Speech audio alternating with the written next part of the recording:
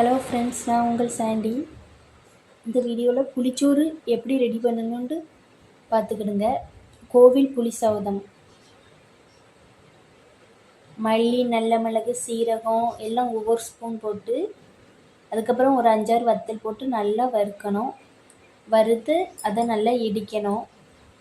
இடித்து புளிச்சோறு ரெடி பண்ணதுக்கு வச்சுக்கிடணும். நல்லா வறுத்துக்கிடணும்.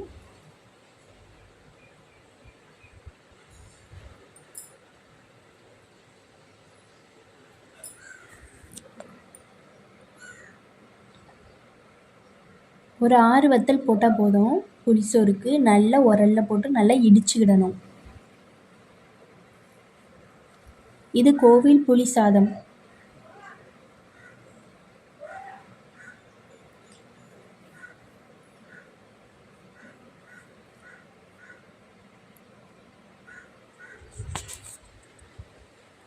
கோவில் புளி சாதம் எப்படி ரெடி பண்ணணும்னு இந்த வீடியோ பார்த்துக்கிடுங்க. கடாயை வைக்கணும். அடுப்பில் 2 ஸ்பூன் எண்ணெய் ஊற்றணும். எண்ணெய் நல்லா சூடாகணும்.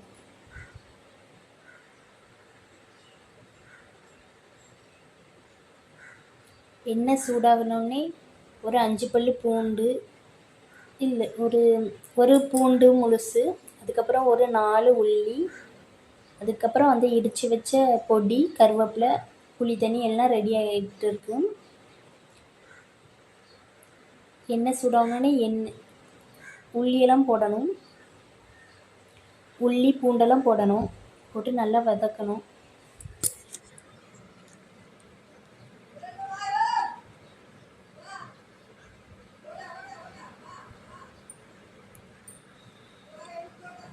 கருவேப்பிலை போடணும். நல்லா வதக்கிக்கிடணும்.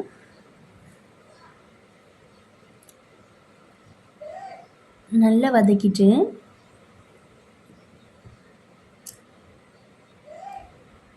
நல்லா வதக்கணும். நல்லா வதக்கிட்டு அந்த எண்ணெய் பிரிஞ்சு வரும் பார்த்துக்கிடுங்க. எண்ணெய் பிரிஞ்சு வர நேரத்தில் அந்த பவுடரை உள்ளே தட்டணும்.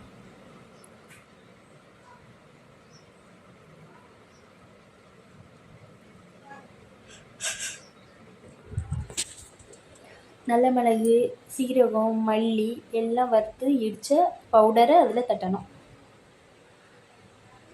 தட்டி நல்லா வதக்கணும்.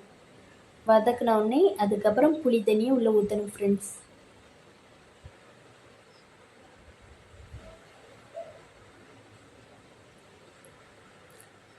புளி தண்ணி நல்லா